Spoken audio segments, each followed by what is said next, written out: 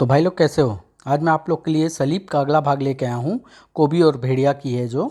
चलिए कहानी स्टार्ट करते हैं। कोबी हैरान हो रहा है कि आज उसकी भेड़िया फौज उसके खिलाफ कैसे हो गई। कोबी इस बात को कभी नहीं समझ पाएगा कि ये सब उसकी और जंगल की रक्षा के लिए ही मेरे कहने पर उसके खिलाफ हो गए हैं। लेकिन हमें हमारी कोशिश करते हुए 7 घंटे बीत चुके हैं फूजो बाबा। अब बाकी बचे 5 घंटों में हम अपने मकसद में सफल तो हो जाएंगे ना।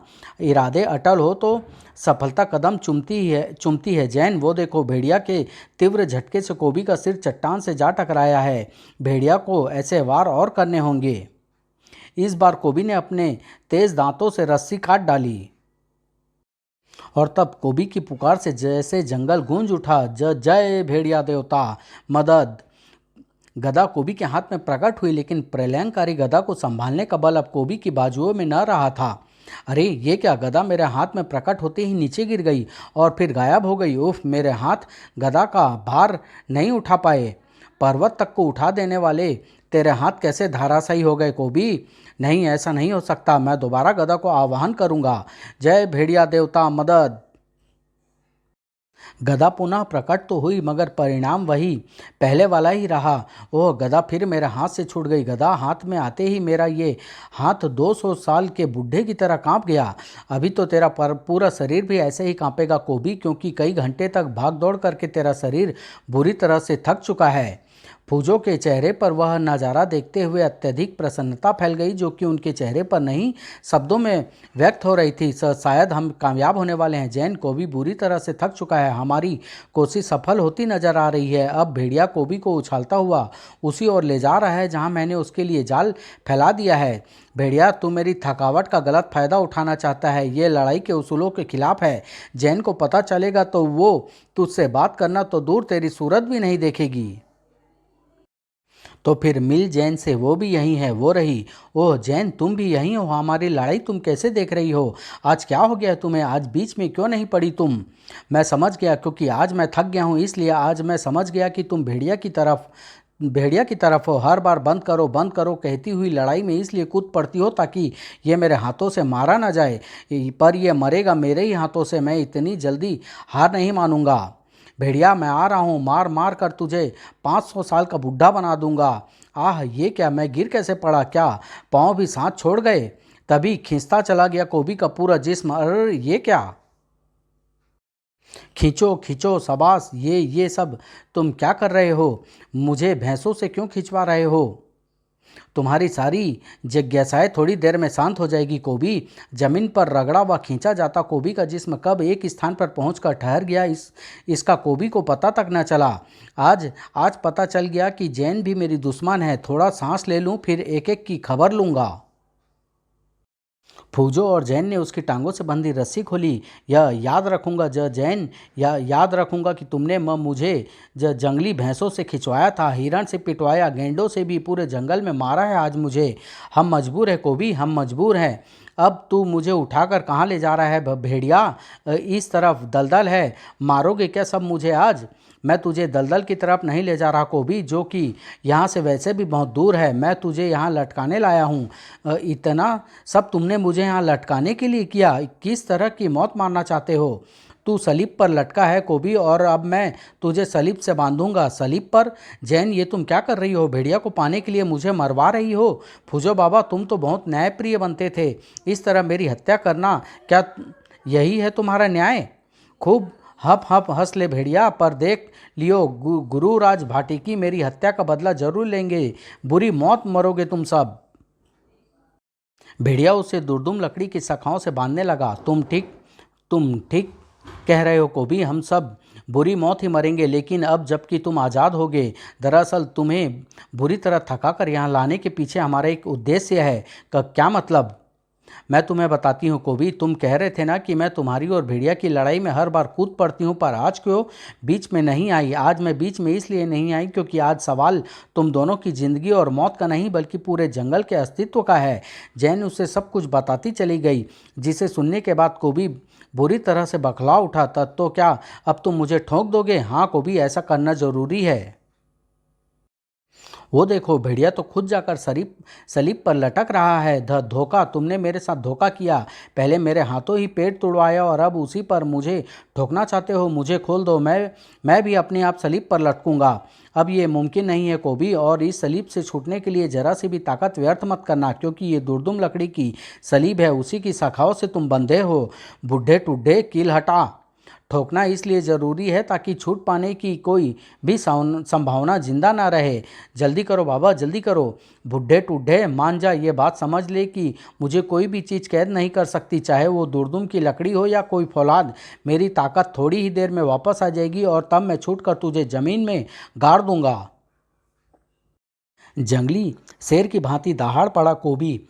तड़प उठी जैन, सीना दर्द से छलनी हो गया। उफ नहीं, मैं यह सब नहीं देख सकती, कभी नहीं। किल जैसे जैन के कलेजे को ही चिरती हुई निकल गई।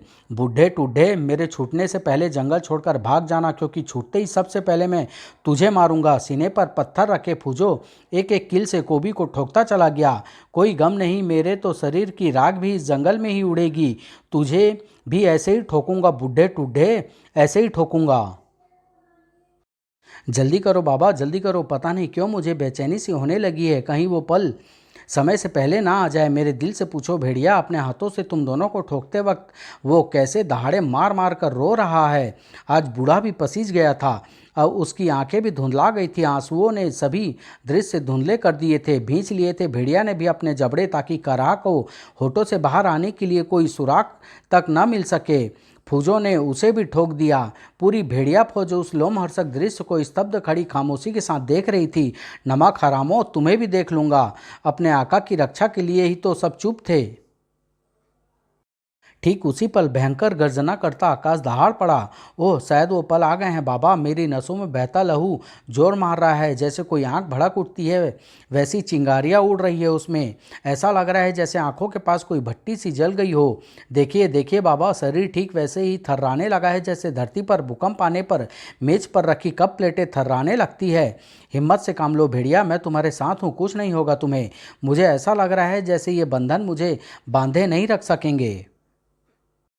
देखो, वही हाल कोबी का भी हो रहा है। भेड़िया बुरी तरह से तड़प रहा है, वो भी शायद बल प्रयोग करके बंधन मुक्त होना चाहता है। खोलो, खोल दो मुझे। मुझे 24 घंटे तक बांधे नहीं रख सकोगे तुम। खोलो खोलो, वरना तोड़ दूंगा सारे बंधन, आग लगा दूंगा सारे जंगल में। कोबी की हथेली में ठुकी किले जैसे हार मान गई, और ये देखते ही फूजो कोबी पर झपट पड़ा। इसे और ज़्यादा किले से ठोकना पड़ेगा, और ये किले लेकर आओ जैन, जल्दी। फूजो पागलों की तरह कई और किले से उसे ठोकता चला गया। जैसे ज्वालामुखी फट गया हो, ऐसे ही फटा जा रहा। कोबी शब्दों का लावा उगल रहा था। ठोंक, सिर से पांव तक किले से ठोक दे बूढ़े टूढ़े। पर जिस पल मैं आज़ाद हो गया, सबसे पहले तेरी बोटी बोटी काट कर फेंक दूंगा। लगा जितना जोर लगा सकता है लगा कोबी। तुझे 24 घंटों तक तो किसी भी सूरत में आज़ाद नहीं होने देगा ये बूढ़ा टूढ़ा।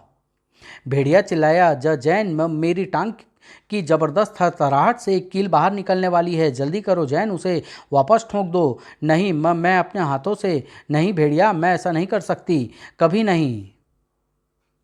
दूसरी कील भी ढीली पड़ चुकी है। जैन, बाबा का ध्यान कोबी पर है, ये काम तुम्हें ही करना होगा। उठाओ हथौड़ा जैन, उठाओ हथौड़ा, मैं कहता हूँ उठाओ हथौड़ा।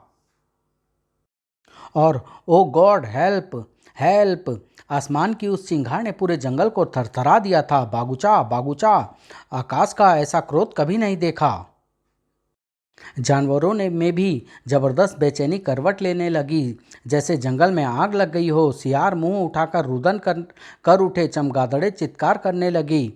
बड़बड़ा उठी जैन, शायद इसी खौफनाक अनिष्ट की चेतावनियां मुझे मनुष्यत के उन चिन्हों के साथ मिल रही थी। अब मेरे जिस्म की थरथराहट और भीषण होती होती चली जा रही है। जैन, कमज़ोर मत बनो, कुछ और किले से ठोक दो मुझे भी।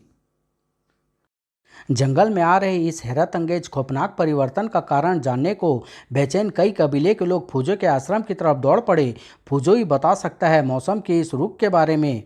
देवता मदद, देवता मदद। किसी अनिष्ट की आशंकाओं ने जैसे उनके चेहरे से लहू ही निचोड़ लिया था। फिर वहाँ जो कुछ दिखा उसे देखकर तो सबके होश ही उड़ गए। हे देवता, फूजो बाबा ये क्या कर रहे हैं? हमारे भेड़िया देवता और कोबी को किलों से क्यों ठोक रहे हैं? ये जैन भी उनका साथ दे रही है।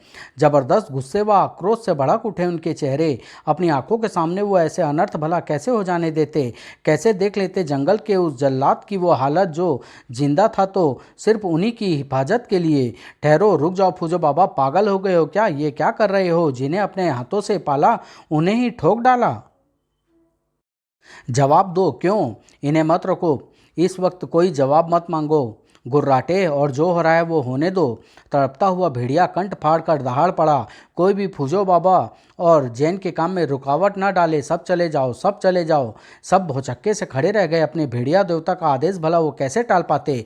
लेकिन कुछ दुर्दांत लोग भी ऐसे भी थे जिन्हें न तो भेड़िया से मतलब था और न ही किसी आदेशों से। शिकार शिकार। न कोबी और भेड़िया के चेहरों पर उभरी उन सुर्ख नसों से जो खून से भरी हिंसा के कारण फूल पिचक रही थी। दांतों के दांत उस वक्त अपने ही होठों को काट काट कर लहूलुहान करने लगे थे। नाखून अपनी ही हथेलियों में धंसकर खून से तरबतर कर रहे थे हथेलियों को। और ये वही हिंसा थी जो अगर वह आज़ाद रह जाते तो शायद जंगल को तबाह व बर्बाद कर देती।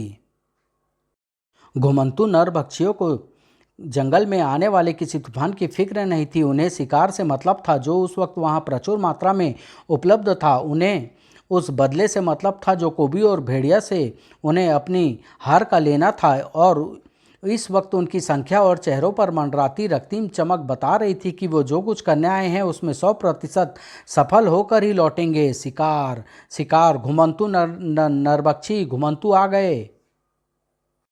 जो नरभक्षी सूरतें उस वक्त फूजो को वहाँ दिखाई पड़ी थी, उन्हें देखकर पहले तो वो सकते में खड़ा रह गया, लेकिन फिर आकाश में कड़कती बिजली से भी तेज चीख उठा। जंगल को बचाना है तो इनसे हिम्मत मत हारो, इनका मुकाबला करो, क्योंकि तुम इनसे भाग कर भी नहीं बच सकते। फूजो बाबा ठीक कह रहे हैं, खत्म कर दो इन्हें। फूजो व जैन की बात जंगलियों को जल्दी समझ में आ गई थी, लेकिन विशाल टिड्डी दल जैसा ही भरपूर हमला था घुमंतों का। इस बार जो फसल वो टिड्डी दल चाट जाने आया था वो जीते जागते इंसान की फसल थी।